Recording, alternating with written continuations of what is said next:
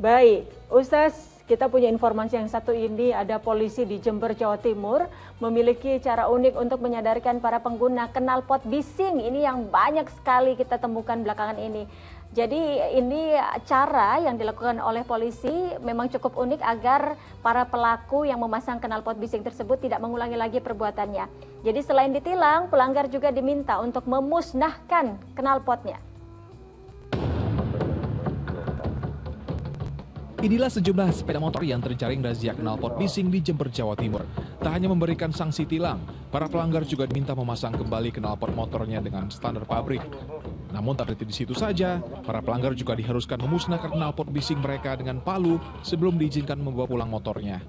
Hal tersebut dilakukan demi menyadarkan para pengguna knalpot bising agar tak mengulangi lagi perbuatannya.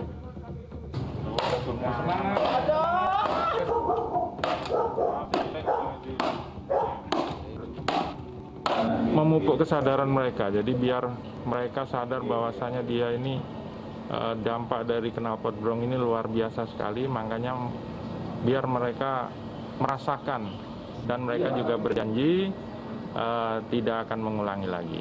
Kenapa salah? Nah, bikin meresahkan warga. Sudah lama pakai knalpot ini? Sekitaran 1 bulan, Pak. Razia knalpot brong atau knalpot bising gencar dilakukan demi keamanan dan kenyamanan seluruh pengguna jalan. Tommy Iskandar melaporkan dari Jember, Jawa Timur. Iya, kita apresiasi langkah polisi, pemirsa yang menumpas knalpot bising, karena ini memang cukup meresahkan. Kalau dulu sempat kita lihat hukuman bagi orang-orang yang menggunakan knalpot bising ini adalah disuruh mendengarkan bunyi knalpotnya sendiri. Kalau ini lebih unik lagi karena disuruh menghancurkan knalpot tersebut. Ustaz, bagaimana tanggapan Ustaz jika ada seseorang yang kerap kali membuat onar sampai orang lain tidak nyaman dengan kehadiran atau dengan perbuatannya? Ini kreatif menurut saya, ya, kreatif, dan ini dibenarkan dalam Islam itu karena ini efek jerah, ya, efek jerah.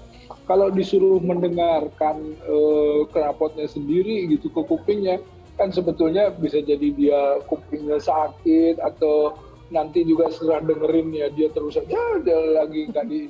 Tapi kalau ini dicopot dan dihancurkan, ini benar-benar dia kan harus punya effort beli lagi kalaupun mau masih membandel kan gitu kan, rugi sebetulnya. Jadi artinya memang kita harus kreatif ya mencari gimana caranya supaya dapat efek jerahnya tetapi juga tidak mendolimi gitu ya, tidak bikin jadi sakit dan lain-lain. Tapi insya Allah menurut saya ini satu cara yang saya kira efektif ya.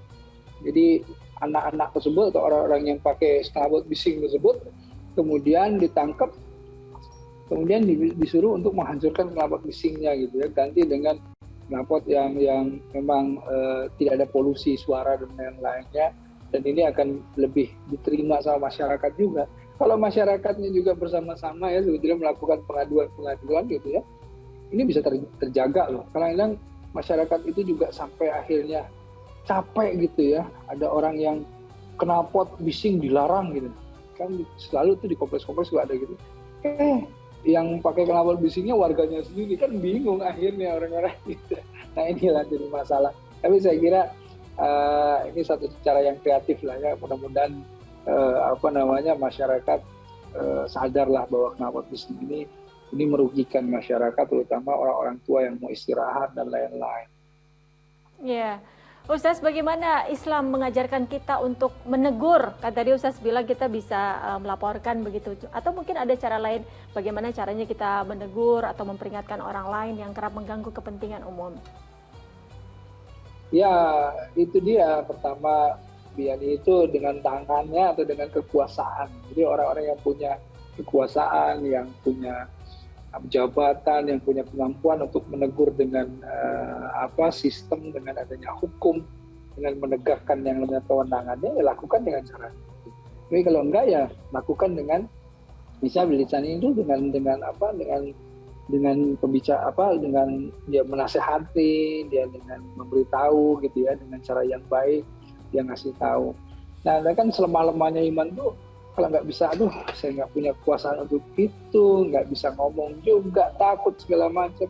Setidaknya hati ini tidak membenarkan. Jadi dia memohon, berdoa kepada Allah agar supaya apa yang kemudian jelek itu kemudian dihilangkan gitu. Nah itu cara-caranya memang seperti itu. Jadi intinya kita itu harus saling tawasul bil haq atau tawasul bis sabr. Jadi artinya saling nasihati, saling kasih tahu ya.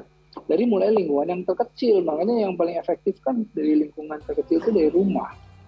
Kalau dari rumahnya ini anak knalpot bising gitu, orang tuanya bilang, nak jangan gitu nak, jangan pakai bising-bising gitu ya. Jangankan kita orang tuanya, tetangga nanti bagaimana kan begitu.